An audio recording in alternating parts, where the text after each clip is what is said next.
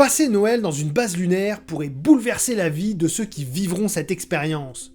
Et depuis la Terre, incrédules, vous seriez les témoins d'une renaissance inattendue, une réinvention de ce que Noël signifie vraiment. Car de manière surprenante, Noël pourrait bien changer la trajectoire de notre civilisation future, celle qui apprendra à survivre dans l'isolement, enfermée sous des abris protégés par des tonnes de roches, à l'abri des radiations, mais non du vide et du silence. Si les fusées de ravitaillement sont le cordon ombilical qui relie leur existence à la Terre, elles ne sont pas le seul lien. De la même manière qu'un enfant dépend physiquement de sa mère pendant la gestation, c'est l'amour qui lui permettra d'affronter les premiers instants de vie sensible dans un monde inconnu et hostile. Et Noël dans l'espace, sur une planète hostile en tout point, c'est exactement ça. Vous en doutez ? Alors peut-être êtes-vous devenus des terriens blasés. Et un séjour en isolement, sur une base lunaire, vous remettrez sans doute les idées en place. Laissez-moi vous montrer que ce que l'on considère comme banal, parfois même corrompu, pourrait renaître sous une forme inattendue, grâce à cette sage-femme universelle qu'est la Jack Machine.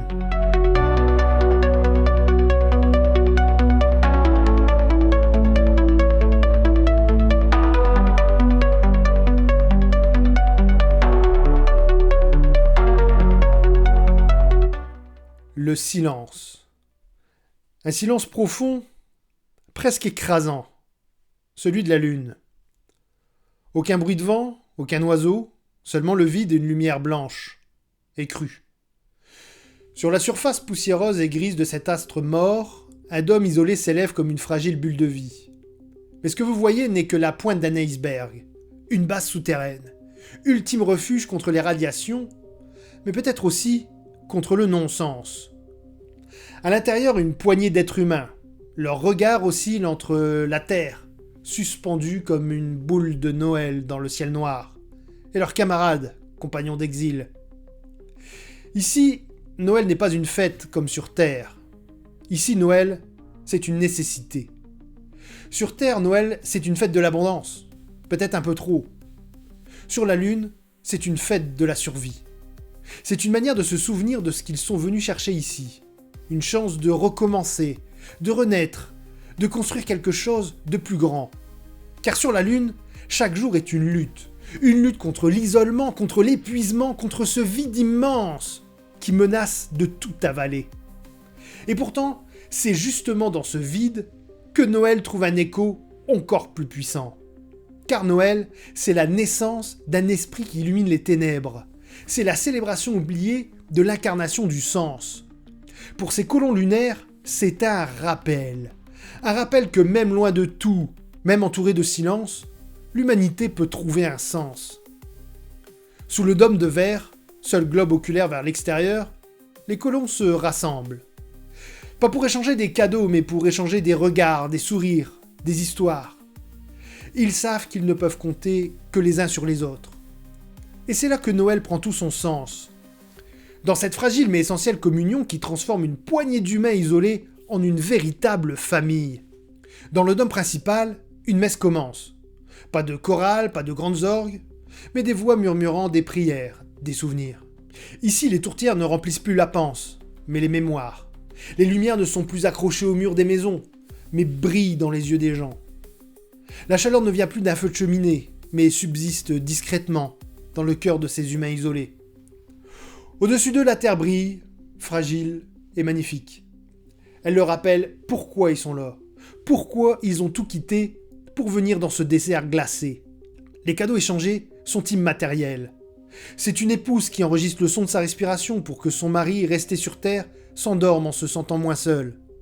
C'est un astronaute qui partage un fragment de poésie écrit sur une tablette, un vers qui résiste au silence et au froid, et qui réchauffe tout un équipage. C'est un danseur qui, faute de scène, esquisse un pas dans la pesanteur, en voyant une vidéo qui devient une ode à la beauté du mouvement humain. Et c'est le partage cosmopolite des traditions, ce pilier immatériel de nos existences, qui ancre nos esprits dans l'espace et le temps cyclique de nos saisons terrestres. Ces cadeaux ne prennent pas de place, mais ils pèsent lourd de sens. Sur la Lune, offrir quelque chose, c'est offrir une part de soi. Dans le dôme, des billes de cristaux lunaires scintillent sous la lumière artificielle, projetant des arcs-en-ciel sur les murs métalliques. Chaque éclat de lumière raconte une histoire, une mémoire partagée. Ces décorations simples mais belles sont le reflet de leur nouvelle vie, minimaliste mais riche de sens. Autour d'une table, ils partagent un repas lyophilisé, fruit du travail minutieux des serres souterraines. Ce ne sont pas des mets raffinés, non, mais chaque bouchée est comme un trésor. Et pendant un instant, enveloppés par l'esprit de Noël, ils oublient où ils sont. Et c'est là que Noël sur la Lune devient plus qu'une fête. C'est une leçon. Dans cet isolement, ces humains redécouvrent ce qui signifie être ensemble. Ils réalisent que Noël n'a jamais été une question de décoration ou de cadeaux. C'est un moment où l'on se connecte. À soi, aux autres, à quelque chose d'immense qui dépasse les frontières de l'espace et du temps. Sur la Lune, Noël est un rappel du cadre dans lequel l'humanité doit explorer. Pas pour conquérir, ni même pour comprendre, mais pour révéler en nous ce qui sommeille, ce qui se cherche et ce qui aspire à grandir. Pour s'émerveiller de tout ce qui est, sans chercher à le tordre, pour y célébrer et exprimer la vie, même dans les zones les plus hostiles, même sur des astres morts. Une rencontre simple et immense avec la vérité nue de l'univers où l'on ne cherche pas à fuir la Terre, mais porter ses valeurs plus loin. Et si vraiment nous souhaitons jouer les Pères Noël sur d'autres mondes, évitons les cadeaux empoisonnés. Car ce froid lunaire, glacial et implacable, n'est qu'un miroir du froid qui gèle parfois les cœurs humains, ici, sur notre propre planète. Et ce vide, cet isolement que nous affrontons dans l'espace, n'est rien comparé à ce que subissent ceux qui vivent au quotidien la violence des guerres, la dureté des bidonvilles ou l'indifférence des regards.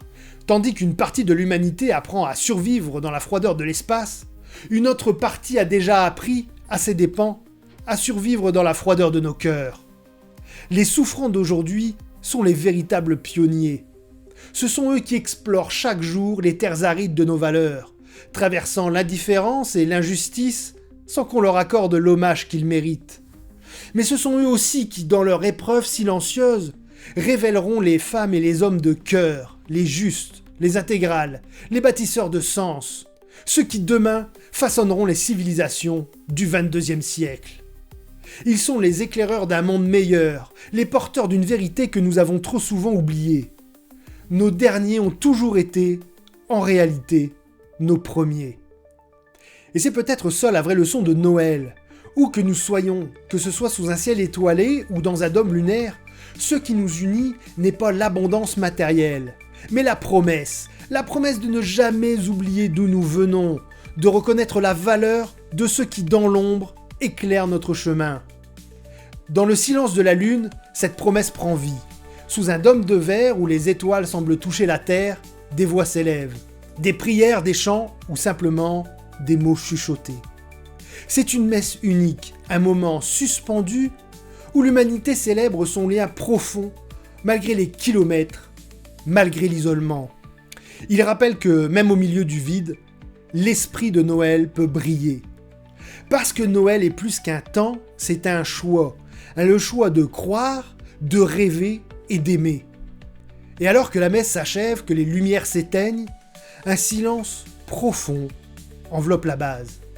Une voix s'élève, et transmise depuis la tour de communication lunaire, portée par une onde électromagnétique aussi rapide que porteuse de lumière, elle se propage à travers l'espace et atteint enfin la Terre. Et résonne alors dans les chaumières du monde entier comme une chaleur douce dans un univers froid, un message universel provenant directement du ciel. À tous les terriens, joyeux Noël!